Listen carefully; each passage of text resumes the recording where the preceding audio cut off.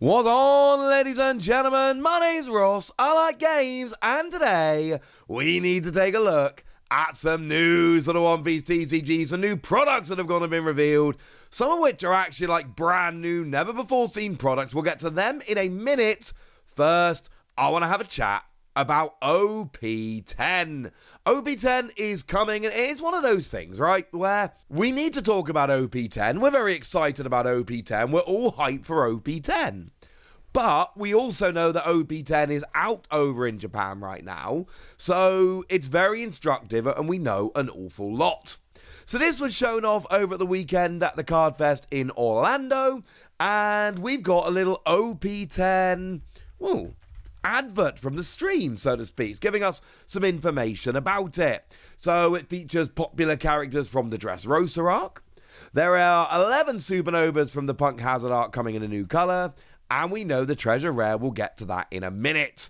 Of course, Supernovas in a new colour, like I said, we don't need to guess here. We've seen the entire set over in Japan. We know what the deal is. The Supernovas are yellow. And we know that because we got the Supernova Eustace Captain Kidd leader, who is yellow, and the Supernova Trafalgar Law leader, who is yellow, but then by the same token is also green. So we've got two yellow Supernova leaders, one of which is also partly green, but then we get all the yellow Supernovas. We're not going to go through them all in huge detail now because of, time and all of that. But there is a Jewelry Bonnie, for instance. There's a Cavendish. There's a lot of characters that you would expect to be coming as Supernovas, and of course they are. There is a Captain Eustace Kidd, who is of course a Supernova. There is a Luffy, who is a Supernova. And then of course we do actually have a Trafalgar Law. It is one of the secret rares for the set. As a fun little side note, there's also a secret rare Luffy, who is also a Supernova. How cool is that? I think pretty gosh darn cool. So a lot of Supernovas coming as yellow. None of this should surprise anybody because, again, it was in OP-10. And we know we're getting popular characters from the Dressrosa arc, and that, of course, includes the Usopp leader, because that's the new Dressrosa leader. And from OP-10 so far, you look at what's going on over in Japan, look at tournament results, flagship battles, and things of that nature, and this is, honestly, the best new leader in the set. And there are a bunch of other Dressrosa. So we've got a bunch we would be expecting. Obviously, there's a new Kyros. Obviously, there's a new Rebecca. Be frankly weird if either of those characters didn't get a new card. Both pretty cool. We got a new Leo, but again, how can you have Dressrosa without having Leo? We've got a new Koala, who is Dressrosa, which I like very much indeed. And then I love we got Cavendish as well. So we got a Dressrosa Cavendish in the set. And then we've also got ourselves a Supernova Cavendish. So look, if you're a fan of Cavendish, OP-10, that's kind of for you. This is going to be a cool set. So again, this is stuff we knew was coming, but it's still nice to see it. Still nice to have the confirmation. They are still not telling us what the official release date is. They are still just giving us March. Obviously, as I've been telling you guys for a while now, we know what the deal is here, yeah? We know the actual release date of this set. We know that the actual release date of this set is going to be the 21st of March. But as I've told you a million times before, this is what they do. They give the distributors the release date that they've got, but it's very much a wink-wink subject to change kind of thing.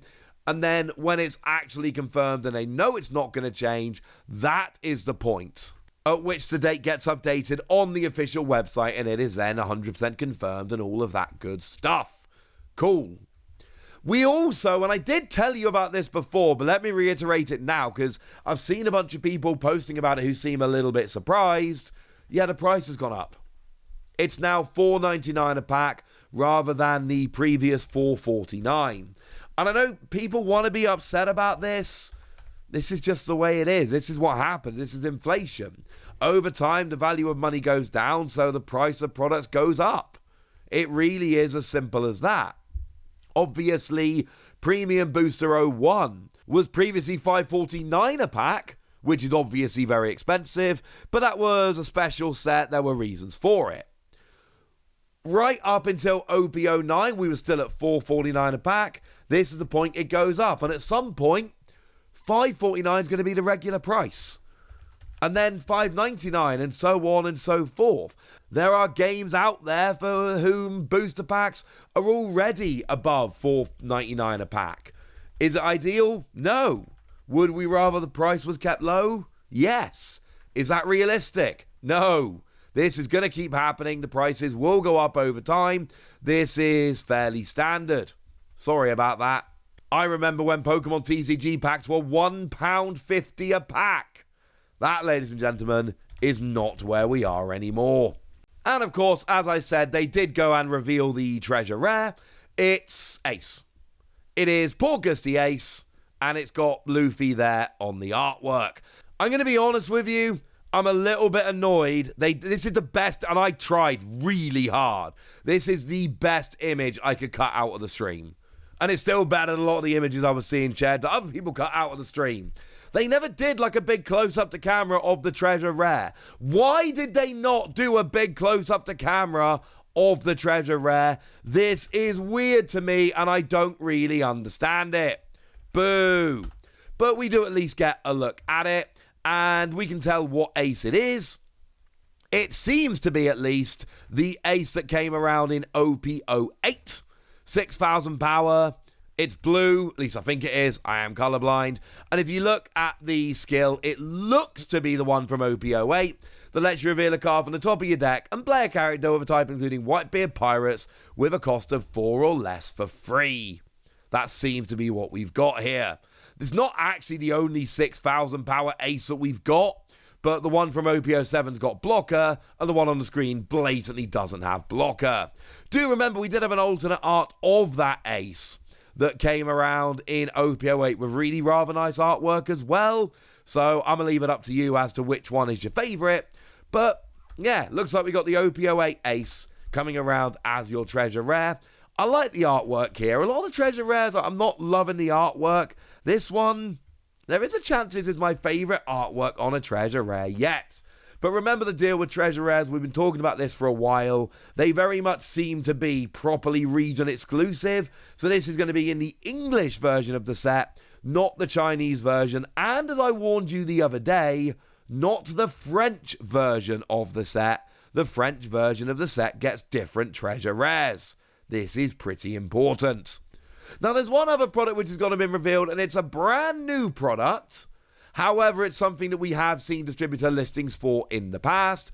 We've got ourselves the very first ever tin pack set, TS01. The double pack set becomes a tin can. Set includes 2 booster packs and a special design Don card. They're still $9.99. I like this.